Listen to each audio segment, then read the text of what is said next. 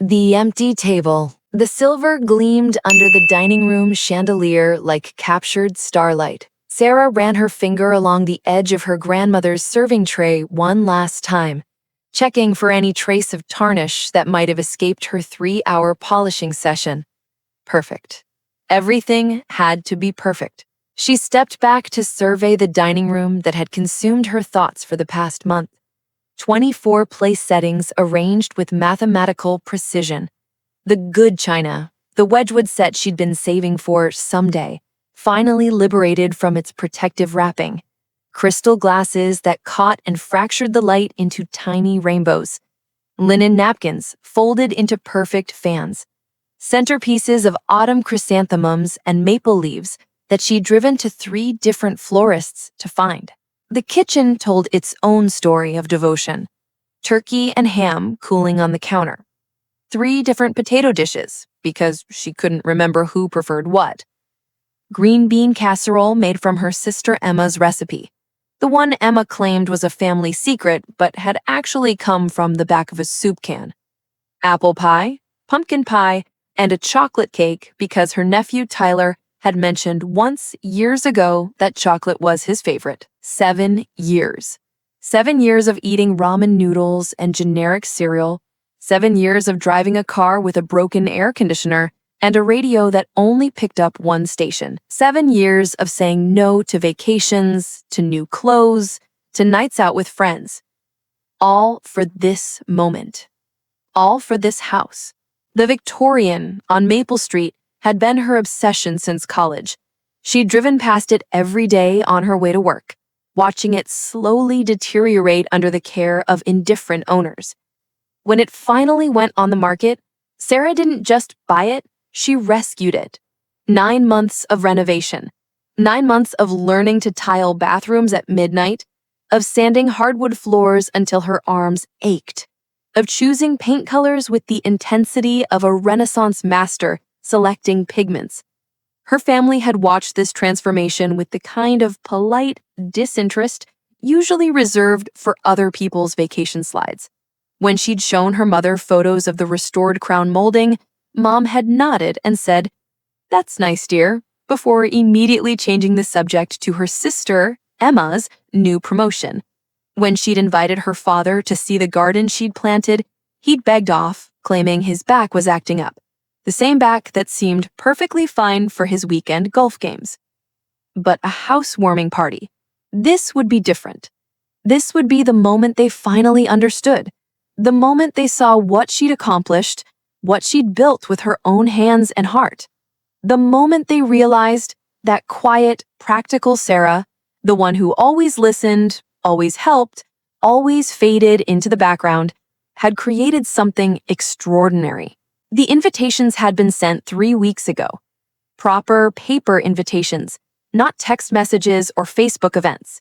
Cream-colored cardstock with elegant script. Sarah Chen requests the pleasure of your company for a housewarming celebration. She'd included a note about how much their presence would mean to her, how excited she was to finally share this achievement with the people she loved most. The responses had been enthusiastic. Her parents, wouldn't miss it for the world. Her sister Emma, can't wait to see what you've done with the place. Her brother Marcus, looking forward to it, sis. Uncle Robert, Aunt Linda, her cousins with their children, even her grandmother, now 83 and rarely venturing out for social occasions, had called personally to accept. 24 people, her entire family, all coming to celebrate with her. Sarah glanced at the antique clock on the mantelpiece, a treasure she'd found at an estate sale and spent weeks restoring. 4:35. The party was set to begin at 5, but she knew her family. They were chronically early, often arriving 30 minutes ahead of schedule and catching hosts still in their preparation clothes. She'd planned for this, finishing everything by 4:15, leaving herself time for a quick shower and a change into the new dress she'd bought specifically for this occasion. The dress hung in her bedroom closet like a prayer answered, deep emerald green, the color of hope. She'd tried on 17 dresses before finding this one, spending more on a single garment than she had on clothes in the past year combined. But this was her night, her moment. She wanted to look like the woman she'd become, confident, accomplished, worthy of admiration. By 4:45, she was ready. Hair swept into an elegant chignon that had taken 3 YouTube tutorials to master. Makeup applied with the careful precision of someone who rarely wore it, but understood its importance. The green dress fit like it had been made for her, transforming her from tired homeowner into hostess extraordinaire. She did one final walkthrough of the house, adjusting a flower here, straightening a napkin there. The late afternoon sun streamed through the restored stained glass windows, painting the walls in jeweled light. The house had never looked more beautiful. She had never felt more proud. 5 o'clock came and went. Oh, I'm sure it all looks lovely, dear. We'll have to come by another time to see the house. Maybe next weekend? Well, actually, next weekend is busy too. But soon. In the background, Sarah heard Marcus's voice. Is that Sarah? Tell her we saved her some potato salad. Laughter followed. The kind of easy, unconscious laughter that comes from being surrounded by people who choose to be with you. I have to go, sweetheart. Marcus is about to start his karaoke machine. You know how he gets when he's had a few beers. Love you. The line went dead. Sarah stood in her kitchen, phone still pressed to her ear, listening to the dial tone. Through the window, she could see the Pattersons' dinner party in full swing. Their dining room glowed with warm light, filled with friends raising glasses and toasts, their faces animated with joy and connection. The crack in her chest spread, spiderwebbing through her ribs, her lungs, her heart. She walked back to the dining room and stood at the head of the table. The chair where she'd planned to sit was pulled out slightly, as if waiting for her to claim her place as hostess, as the center of celebration. Instead, she pulled out the chair to her right, then the one next to that. One by one, she pushed in all 24 chairs, the legs scraping against the floor in a rhythm that sounded like a funeral march. The serving dishes sat cooling on the kitchen counter, enough food to feed a small army. Sarah began the mechanical process of covering everything with foil, dividing portions into containers. The freezer would be full for months. She'd be eating turkey sandwiches until Christmas. As she worked, fragments of conversations replayed in her mind. Family dinners where she'd mentioned the house renovation, only to have the subject changed to Marcus's latest work triumph, or Emma's children's achievements. Phone calls where she'd shared her excitement about the house, met with polite but distant responses. The gradual realization that her family's enthusiasm for her housewarming had been performance, not genuine interest. How long had they been planning Marcus's barbecue? Days? Weeks? Had they discussed it at family gatherings she wasn't invited to? Had they debated whether to tell her the truth or simply let her discover it on her own? The questions multiplied like cancer cells, each one more painful than the last. By 9 o'clock, the kitchen was clean, the food stored away, the dishes washed and dried. Sarah stood in her dining room, looking at the table that had been set for 24 and now sat empty, waiting for no one. Sarah told herself not to worry. Her family ran late almost as often as they ran early. 5:15 was probably more realistic. She used the extra time to check the warming trays, to ensure the ice bucket was full, to adjust the volume on the carefully curated playlist she'd spent hours assembling. 5:15 became 5:30. Maybe there was traffic. It was Friday evening after all. Or perhaps they'd all decided to arrive together, which would require coordination and inevitably lead to delays. She pictured them now, gathered at her parents' house, debating who should drive, arguing about directions, the usual family chaos that preceded any gathering. 5:30 became 5:45. The turkey was drying out under the heat lamps. Sarah turned them down, then turned them off entirely. She could always reheat everything once people arrived. The important thing was that they were coming. They had to be coming. 6 o'clock. Sarah stood at the front window, the same window where she used to press her face as a child, waiting for her father to come home from business trips. The street was quiet except for Mrs. Patterson walking her ancient Cocker Spaniel and teenagers riding bikes in lazy circles around the cul-de-sac. Her phone sat silent on the kitchen counter. No messages, no calls, no explanations. Maybe she'd gotten the time wrong. She pulled the invitation template from her desk drawer, checking the details she'd proofread a dozen times before sending. 5 o'clock in the evening. Clear and unambiguous. 6:15. The rational part of her brain began constructing explanations. A family emergency, someone in the hospital, a crisis that had consumed everyone's attention and made calling her impossible.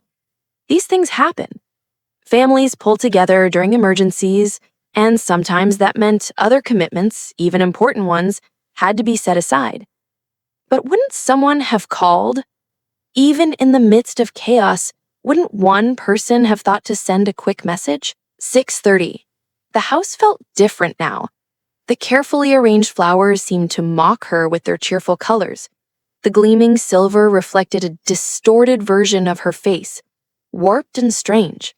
The beautiful table settings began to look less like an elegant dinner party and more like a shrine to delusion. Sarah walked from room to room, her heels clicking against the hardwood floors she'd refinished with her own hands. Each room told the same story, preparation for joy that would never arrive. In a living room, she'd arranged seating areas for conversation. In the kitchen, serving stations designed for easy mingling. In the den, she'd set up a photo album documenting the house's transformation, imagining family members flipping through pages, asking questions, expressing amazement at what she'd accomplished. 7 o'clock. The sun was setting, casting long shadows through the windows. Sarah stood in her dining room, surrounded by 24 empty chairs, and felt something crack inside her chest. Not break, not yet, but crack, like ice on a pond when the temperature drops too fast. She picked up her phone and dialed her mother's number. "Hi, sweetheart." Her mother's voice was bright, cheerful, utterly normal. In the background, she could hear laughter, conversation, the clink of glasses. "How's your party going?" "Mom," Sarah's voice caught. "Where is everyone?" A pause. Then, "Oh, honey, didn't Emma call you? We're all at Marcus's place. He decided to throw a little impromptu barbecue, and you know how these things go. Everyone just sort of ended up here." "But my party, the housewarming, you all said you'd come." Another pause, longer this time. When her mother spoke again, her voice carried the careful tone of someone explaining something obvious to a slow child. "Sweetheart, Marcus's thing came up last minute. You understand, these spontaneous gatherings are always more fun anyway, don't you think? Less pressure, more relaxed." "Less pressure?" Sarah repeated the words, trying to make sense of them. "Mom, I've been planning this for a month. I cooked for 24 people. I polished Grandma's silver." She pulled out her phone and began scrolling through social media. A mistake, she knew, but compulsion stronger than wisdom. There they were. Photos from Marcus's barbecue. Her parents, looking relaxed and happy. Emma's children playing in Marcus's backyard. Uncle Robert manning a grill. Aunt Linda laughing at something Marcus had said. The captions told their own story. Spontaneous family fun. Love these impromptu gatherings. The best parties are the ones unplanned. Sarah scrolled back through the past month, looking at her own posts. Photos of the house renovation. Updates on her progress. Pictures of the beautiful spaces she'd created. The engagement was pitiful. 3 likes here, a generic, "nice" comment there. Her cousin Janet had liked every single post about Marcus's new job promotion, but hadn't responded to a single one about Sarah's house. The evidence was overwhelming. Undeniable. She was the family afterthought. The one they loved in theory but forgot in practice. The one they included when convenient, ignored when something better came along. Sarah set down her phone and walked to the front window. Across the street, the Patterson house was dark now. Their party concluded. Their guests departed with full bellies and warm memories. She imagined Mrs. Patterson in her kitchen, tired but satisfied, surrounded by the pleasant chaos of a successful evening. What did that feel like? To plan something beautiful and have people show up? To invest your heart in hospitality and have that investment honored? To matter enough that people rearranged their schedules to be with you?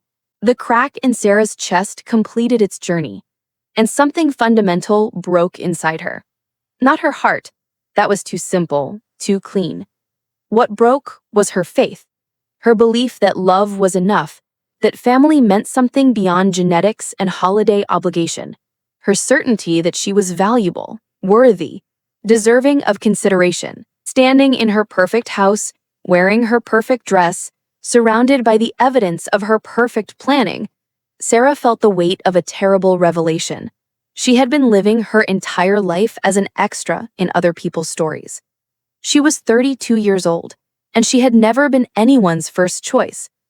The realization should have destroyed her, should have sent her to the floor, sobbing into the hardwood she'd so carefully restored. Instead, it did something unexpected. It made her angry. Not the hot, explosive anger that burns bright and fast. The cold, calculating anger that comes from finally seeing clearly.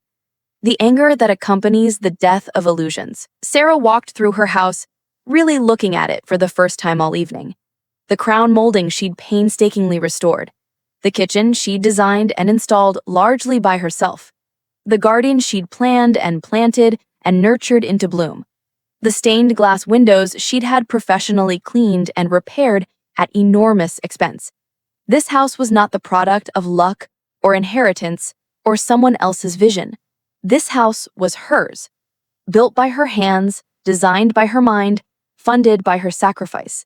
She had created something extraordinary, and the failure of her family to recognize that said nothing about the house and everything about them. She climbed the stairs to her bedroom, her heels echoing in the stairwell she'd painted in soft lavender, a color her mother had dismissed as too bold during one of her infrequent visits. At the top of the stairs hung a photo she'd forgotten about, a before and after comparison of the hallway. On the left, peeling wallpaper and water-stained ceiling. On the right, the elegant space it had become. That Sarah did. Sarah alone. In her bedroom, she changed out of the green dress, hanging it carefully in the closet. It was a beautiful dress, and she would wear it again. But next time, she would wear it somewhere she was wanted. She pulled on jeans and a soft sweater, then walked back downstairs to the kitchen. The refrigerator was now packed with leftovers, but she had no appetite. Instead, she made herself a cup of tea and sat at the kitchen island, looking out at her garden. Tomorrow was Saturday. Tomorrow, she would call the local women's shelter and ask if they could use 23 turkey dinners. Tomorrow, she would research volunteer opportunities, book clubs, hiking groups, spaces where people came together by choice rather than obligation. But tonight, she sat in her beautiful kitchen, in her beautiful house, and felt something she'd never experienced before. Complete self-reliance. For the first time in her life, she didn't need anyone else's approval to know her own worth. Her phone buzzed with a text message. Emma, hope your party went well. Sorry we couldn't make it. Rain check? Sarah stared at the message for a long time. A month ago, she would have responded immediately, graciously accepting the excuse, perhaps even apologizing for the conflict. She would have bent herself into impossible shapes to accommodate Emma's schedule, to prove that she harbored no resentment, to maintain the fiction that family relationships were built on mutual consideration. Instead, she turned off her phone.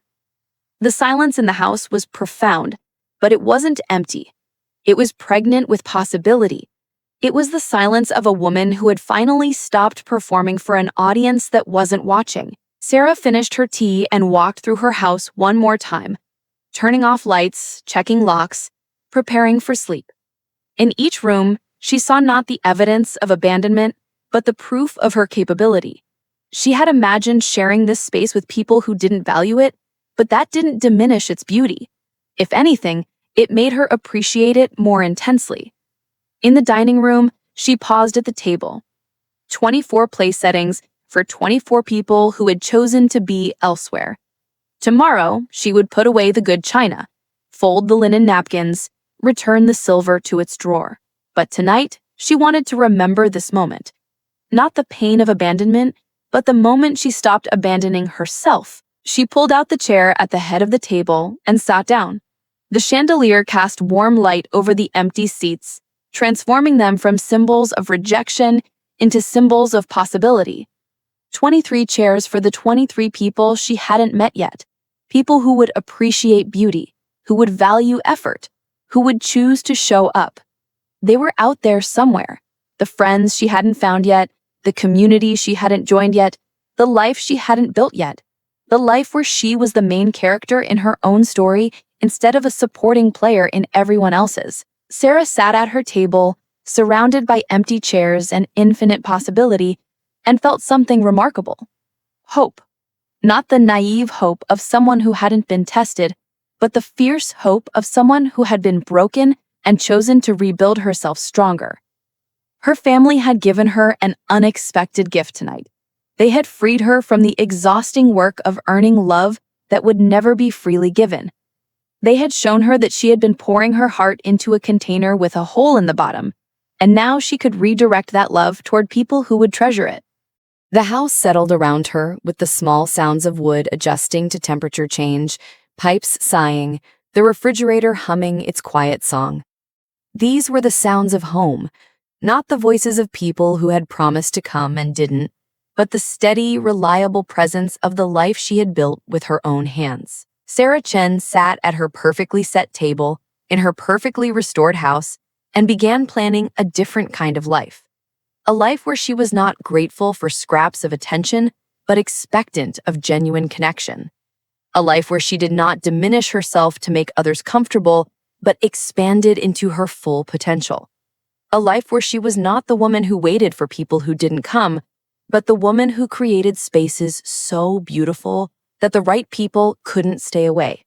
The empty table stretched before her, 23 chairs waiting to be filled by people who didn't exist yet, but who would understand that showing up was the bare minimum of love, and that Sarah Chen, quiet, capable, extraordinary Sarah Chen, deserved so much more than that. 3 months later, Sarah's dining room table was full. Not with family. They had continued their pattern of polite distance, punctuated by guilt-laden phone calls, but with the book club she'd started after posting a notice at the local coffee shop. 8 women, ranging in age from 25 to 73, who met monthly to discuss novels and inevitably ended up discussing life. Night they were supposed to be talking about the 7 husbands of Evelyn Hugo, but the conversation had wandered, as it always did, into more personal territory. Margaret, the 73-year-old retired librarian, was describing her decision to leave her husband after 42 years of marriage. "One day I looked around my house," Margaret was saying, gesturing with her wine glass, "and realized I had spent 42 years accommodating someone else's preferences. The furniture he liked, the colors he preferred, the social circle he chose. I couldn't remember the last time I had made a decision based purely on what I wanted." Nods around the table. These women understood the gradual erosion of self that came from always being the one who adjusted, accommodated, adapted. "So what did you do?" asked Jessica, the youngest member of their group, a graphic designer who had moved to town 6 months ago and was still finding her footing. "I painted my bedroom purple," Margaret said, and the table erupted in laughter. Bright, royal purple. He hated it. Said it looked like a bordello. I told him that was exactly the aesthetic I was going for. More laughter. Sarah looked around the table at these women, some married, some single, some divorced, some widowed, and marveled at the strange alchemy that had brought them together. A book club advertisement had been the catalyst, but what had really drawn them was a shared hunger for authentic connection. "Sarah, how did you know? When you started this group, I mean. How did you know it would become this?" Sarah considered the question. Around this table, she had learned to speak truthfully, to resist the impulse to minimize her own insights or deflect attention from her contributions. "I think I knew I needed it more than I knew what it was. I had been spending so much energy trying to fit into spaces that were never designed for me. I needed to create a space that was." "Like this house," added Patricia, an art teacher who had arrived early and spent 20 minutes admiring Sarah's restoration work. "You didn't just buy a house, you created a home that reflects who you are." Sarah nodded. The house had been the beginning, but it hadn't been enough. Creating a beautiful space meant nothing if you filled it with people who couldn't see its beauty. The real transformation had come when she stopped trying to convince the wrong people to value what she offered and started attracting the right people instead. After the book club left, Sarah stood in her kitchen, loading dishes into the dishwasher and reflecting on the evening's conversation. These monthly gatherings had become the highlight of her social calendar, but they were just one part of the life she had been building. There was the hiking group she joined, a collection of outdoorsy women who met every Saturday morning to explore local trails. Sarah had never considered herself athletic, but she discovered a love of the rhythm of walking, the meditative quality of putting one foot in front of the other while surrounded by natural beauty. There was the cooking class she'd enrolled in, not because she needed to learn to cook. Tonight's dinner had proven her competence in that area, but because she wanted to expand her repertoire and meet people who shared her appreciation for the artistry of food preparation. There was Rachel, a colleague from work who had become a genuine friend after years of polite professional interaction. Their friendship had deepened when Sarah stopped hiding her intelligence, stopped downplaying her accomplishments, stopped making herself smaller to avoid making others uncomfortable. And there was David. Sarah smiled as she wiped down the counters, thinking about the man who had appeared in her life 6 weeks ago like an answer to a prayer she hadn't known she was praying.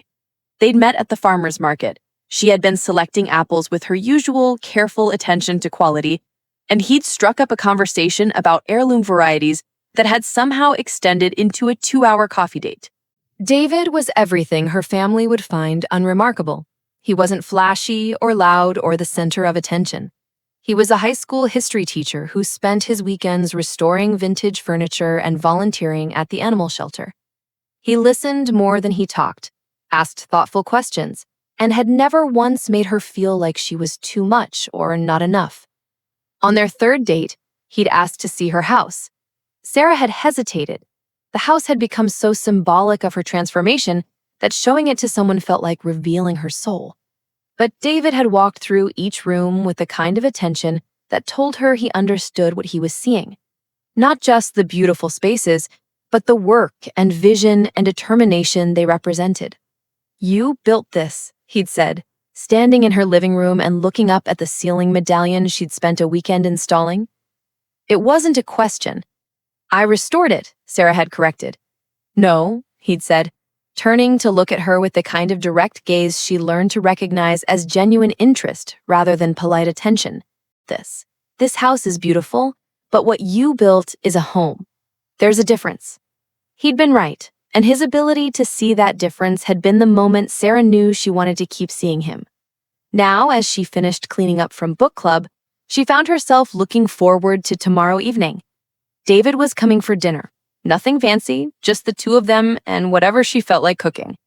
The pressure to perform, to impress, to prove her worth through elaborate demonstrations of effort was gone. David had made it clear that her company was enough. Her phone buzzed with a text message. For a moment, her heart clenched with the old anxiety. Would it be her mother calling with some family crisis that would inevitably revolve around Marcus or Emma? Would it be Emma herself with another casual cancellation disguised as a rain check? But it was David. "Thank you for including me in your book recommendation. I'm halfway through The 7 Husbands and completely hooked. Can't wait to hear what you thought of the ending." She smiled. David had asked what she was reading, and when she'd mentioned the book club's current selection, he genuinely wanted to read it too. Not to impress her, or because he thought he should, but because he was interested in understanding what engaged her mind. She texted back, "No spoilers, but prepare for your heart to be broken and rebuilt at least 3 times before you're done." His response was immediate. "Perfect. I trust you to guide me through the emotional devastation."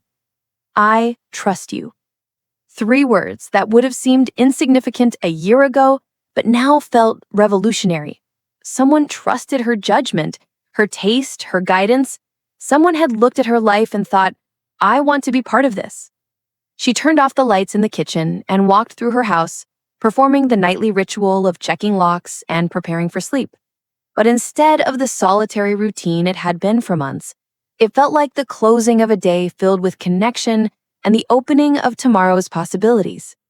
In her bedroom, she got ready for bed while thinking about the transformation that had begun with 24 empty chairs around a cable. That evening had felt like the end of something, but it had actually been the beginning of the life she was living now. Her family had taught her an invaluable lesson that night, though it wasn't the one they'd intended. They had shown her what it felt like to be overlooked, dismissed, taken for granted. And in showing her that, they had made her determined never to treat another person that way, and never to accept that treatment for herself. The book club women adored her not because she bent herself into shapes to please them, but because she brought her full self to their taverns. David was interested in her, not despite her intelligence and capability, but because of it.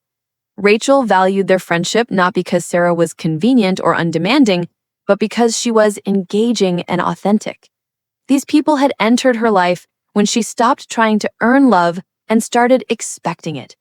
When she stopped believing that her value lay in her usefulness to others and started recognizing her inherent worth. Sarah climbed into bed and picked up her own copy of The 7 Husbands of Evelyn Hugo. She was rereading it for book club, but also because she'd fallen in love with Evelyn's fierce determination to live life on her own terms. Night, Margaret's story about painting her bedroom purple had reminded Sarah of Evelyn's refusal to diminish herself for other people's comfort. As she read, Sarah thought about the purple bedroom Margaret had described. Such a small act of rebellion, but one that had changed the entire trajectory of a life.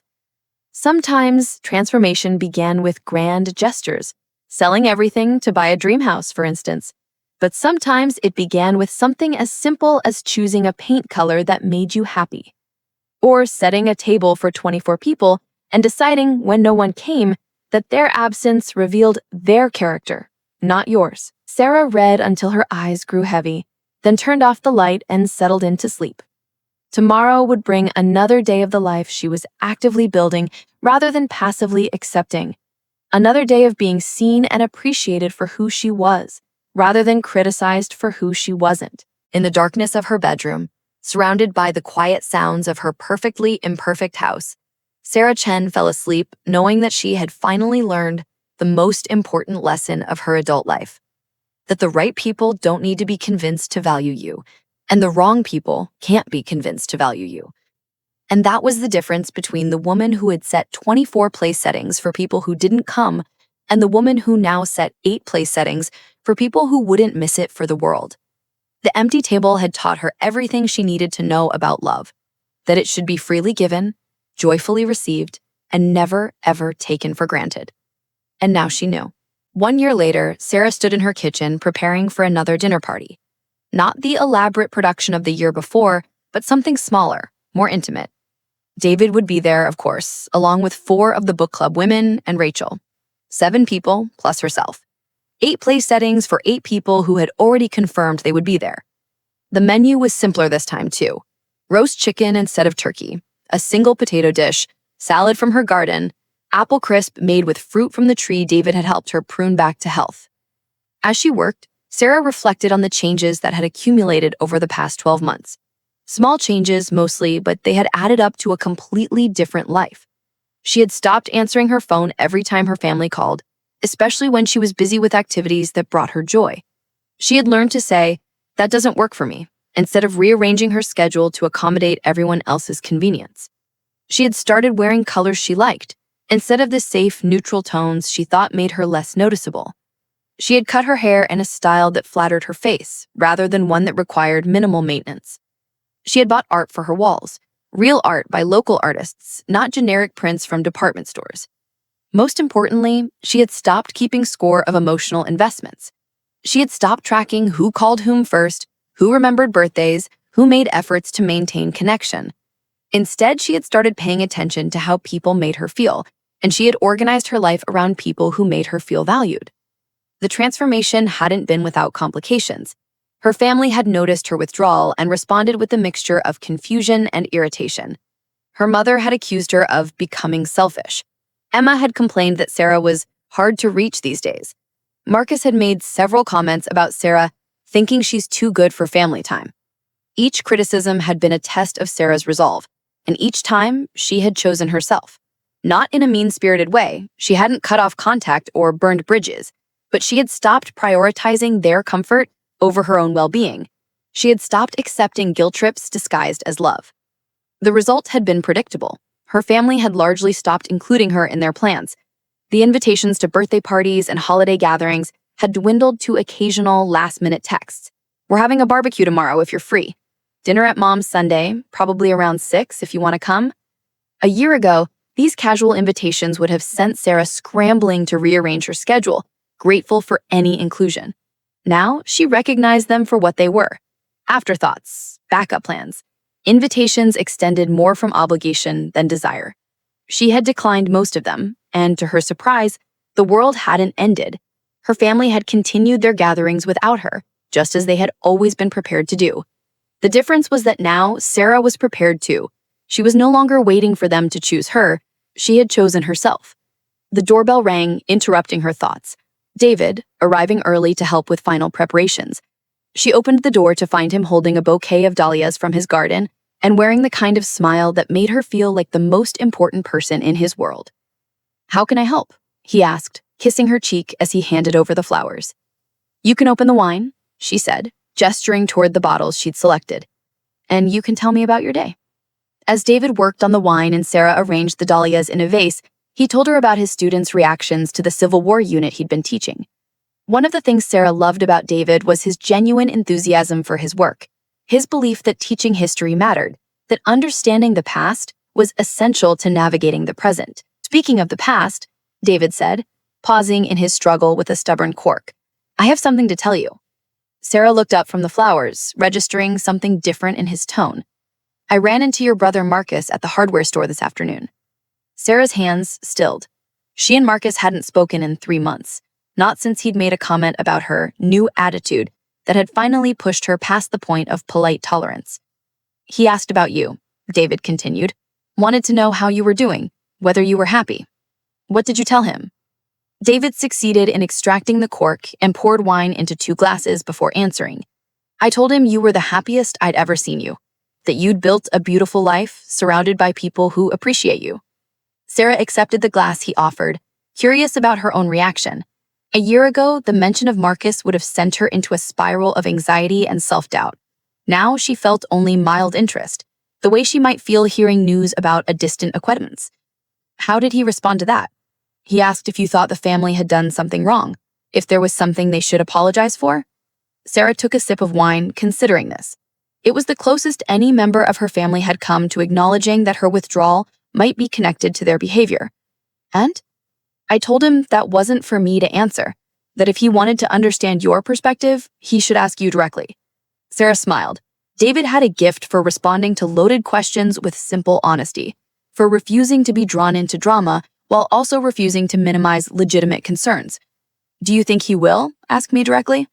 David shrugged. "I think he's confused. He seemed genuinely surprised that you might have been hurt by something, like it had never occurred to him that your feelings could be injured." Sarah nodded. This didn't surprise her.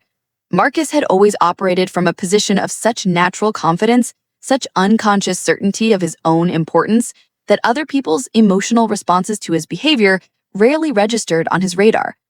"The thing is," Sarah said, arranging the last of the dahlias, "I don't think I need an apology anymore. A year ago, I would have. I was so hungry for acknowledgement, for some sign that they understood what they had done. But now?" She paused, searching for the right words. "Now I think an apology would almost be beside the point, because even if they apologized for that night, for the housewarming party, what about all the other nights? What about 20+ years of being the afterthought, the backup plan, the one who was always expected to understand and accommodate and forgive?" David moved closer, leaning against the counter beside her. "You can't apologize for a pattern," he said quietly. "You can only change it." "Exactly. And they haven't changed it. Even now, Marcus didn't call me himself. He asked you to be the messenger. Still avoiding direct communication, still assuming someone else will handle the emotional labor." The doorbell rang again, saving Sarah from further analysis of her family dynamics. The book club women arrived in a cluster, as they always did. Margaret and Patricia carpooling, Linda arriving straight from her shift with stories from the hospital, Jessica bringing homemade bread that filled the kitchen with the smell of rosemary and sea salt. Rachel arrived last, carrying a bottle of champagne and the kind of infectious energy that came from having good news to share. "Before we eat," Rachel announced, "I have an announcement." The group gathered in the living room, wine glasses in hand, settling into the comfortable familiarity of people who genuinely enjoyed each other's company. "I got the promotion," Rachel said, and the room erupted in cheers and congratulations. She had been interviewing for a director-level position at her marketing firm, competing against candidates with more experience and higher-profile connections. "Tell us everything," demanded Margaret, who had appointed herself the group's official celebration coordinator. As Rachel described the interview process, the negotiations, the moment she'd received the call, Sarah found herself studying the faces around her living room. These people were genuinely happy for Rachel's success. There was no undertone of jealousy, no subtle attempts to diminish the achievement, no immediate redirection of attention to their own accomplishments. When someone succeeded, they all celebrated. When someone struggled, they all offered support. When someone needed advice, they listened without judgment. It had taken Sarah 33 years to find people who practiced this kind of friendship, and now she couldn't imagine settling for less. They moved to the dining room for dinner, the conversation flowing easily from Rachel's promotion to Patricia's latest art projects to Linda's stories from the night shift. David fit seamlessly into the group dynamic, asking thoughtful questions, sharing relevant experiences from his own work, listening with the kind of attention that made people feel heard. As Sarah served the apple crisp, Margaret raised her wine glass. "I want to make a toast," she announced, "to Sarah for creating this space, this group, this tradition, and to all of us for showing up." "To showing up," the group echoed, raising their glasses. The simple phrase hit Sarah with unexpected force. To showing up. Such a basic requirement for human connection, yet so rare in practice. These people had shown up tonight, just as they show up every month for book club, every week for hiking, every time someone needed support. They showed up not because they had to, but because they wanted to, because they valued what they found here, and they understood that consistent presence was how you built something lasting. After dinner, the group lingered over coffee and conversation, reluctant to end the evening. When they finally began gathering coats and purses, the goodbye process extended for another 20 minutes. Plans made for next month's book club, hiking dates confirmed, promises to call during the week. David stayed behind to help with cleanup, a ritual they'd established early in their relationship. As they worked together in comfortable silence, Sarah reflected on how different this evening had been from the dinner party she'd planned exactly 1 year ago. Both events had required preparation, planning, effort, but this one had been an investment that paid dividends in joy, connection, and renewal. The other had been money thrown into a bottomless pit. "Penny for your thoughts?" David said, drying the last of the wine glasses. "I was thinking about the difference between effort that's appreciated and effort that's expected. Last year, I put enormous energy into trying to impress people who were fundamentally unimpressed. Tonight, I put much less energy into hosting people who were genuinely grateful to be here." "And how does that feel?" "Sustainable," she said finally. "Like something I could do for the rest of my life without burning out." David nodded, understanding immediately. One of the gifts of their relationship was this kind of shorthand communication, the way he grasped concepts that would have required lengthy explanation with other people. "I have something to ask you," he said, his tone shifting slightly. Sarah looked up from wiping down the counter, registering the change in his voice. "My sister is getting married next month, in Portland. I was wondering if you'd like to come with me." The invitation was casual, but Sarah recognized its significance. Meeting family was a milestone, a declaration that this relationship was moving from casual to serious. A year ago, such a prospect would have terrified her. More people to impress, more relationships to navigate, more opportunities for rejection. Now she felt only curiosity and mild excitement. "I'd love to," she said simply. David's smile was radiant. "She's going to love you," he said. "My whole family will." Sarah felt a flicker of the old anxiety. What if they didn't? What if I said the wrong thing, wore the wrong outfit, failed to make the right impression? But it passed quickly, replaced by a more mature understanding. If David's family didn't love her, that would say something about them, not about her. And David had chosen her knowing who she was, flaws and strengths included. His family's opinion, while hopefully positive, wouldn't change that fundamental reality. "Tell me about them," Sarah said, genuinely interested rather than strategically gathering intelligence. As David described his sister, Emma, different Emma, Sarah noted with amusement, his parents, his extended family, Sarah listened with the kind of relaxed attention that came from confidence rather than desperation. These people might become part of her life, or they might remain friendly acquaintances she saw occasionally at family gatherings. Either outcome was acceptable. What mattered was that David wanted her there, wanted to share this important moment with her, wanted to integrate her into his world, and she wanted the same from him. Not because she needed external validation, but because she wanted to build something lasting with someone who saw her clearly and chose her consistently. Later, after David had gone home and Sarah was getting ready for bed, she caught sight of herself in the bathroom mirror. The face looking back at her was different from the one that had stared into the same mirror a year ago. Though the changes were subtle, she looked settled. That was the word. Settled in her skin, in her choices, in her life. The desperate hunger for approval had been replaced by quiet confidence. The anxiety about other people's opinions had given way to trust in her own judgment. Sarah brushed her teeth and washed her face, performing the simple rituals of self-care that had become automatic. But tonight they felt ceremonial, like closing prayers at the end of a day that had reinforced everything good about the life she'd built. In bed, instead of reading, she found herself thinking about the year that had passed since the night of 24 empty chairs. The transformation hadn't been dramatic or sudden. No lightning bolt moments of revelation, no complete personality overhauls. Instead, it had been a gradual process of small choices that accumulated into a completely different existence. The choice to join a book club instead of waiting for family invitations. The choice to say no to events that felt obligatory rather than joyful.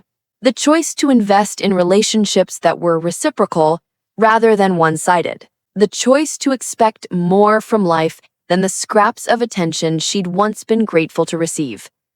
Each choice had been small in isolation, but together, they had created a life that felt authentically hers. Not the life she thought she should want or the life that would impress other people, but the life that made her genuinely happy. Her phone buzzed with a text message, and for a moment, the old Pavlovian response kicked in. The spike of anxiety, the wondering if someone needed something from her. But when she checked the message, it was from Jessica, the youngest member of their book club. "Thank you for tonight. I've been feeling really lonely since I moved here, and spending time with all of you reminds me that it's possible to build chosen family anywhere. You've created something really special." Sarah smiled in the darkness of her bedroom. Chosen family. Yes, that was exactly what she'd built. Not people connected by blood or obligation, but people connected by genuine affection and mutual respect. People who chose to be in each other's lives, who showed up consistently, who celebrated successes and offered comfort during struggles. She typed back, "Thank you for being part of it. See you Saturday for the hike? Wouldn't miss it," came the immediate reply. Wouldn't miss it. Such a simple phrase, but one that would have seemed miraculous to the woman who had waited alone in her dining room a year ago. Now it was simply the language of people who valued what they'd built together, who understood that presence was the foundation of all meaningful relationships. Sarah set her phone aside and settled into sleep, surrounded by the quiet sounds of her house, the house that had witnessed her transformation from someone who begged for crumbs of attention to someone who expected full meals of love and respect. Tomorrow would bring another day of the life she'd chosen rather than the life that had been chosen for her. Another day of relationships built on mutual appreciation rather than desperate need. Another day of being seen, valued, and celebrated for exactly who she was. The empty table had taught her everything she needed to know about her worth. And now, finally, she knew. In the morning, Sarah would wake refreshed and energized, ready for another day of living authentically. She would tend her garden, call Rachel to congratulate her again on the promotion, maybe drive to the farmer's market to see what was in season. Simple pleasures made meaningful by the context of a life built on intentional choices. The woman who had once measured her value by other people's willingness to show up for her had become the woman other people valued showing up for. And that transformation, more than any house renovation or career achievement, was the real masterpiece of her adult life. The empty chairs had been filled, not with the people she'd originally invited, but with people who deserved the invitation. And Sarah Chen, confident, selective, and authentically herself, had never been happier to be the hostess of her own life.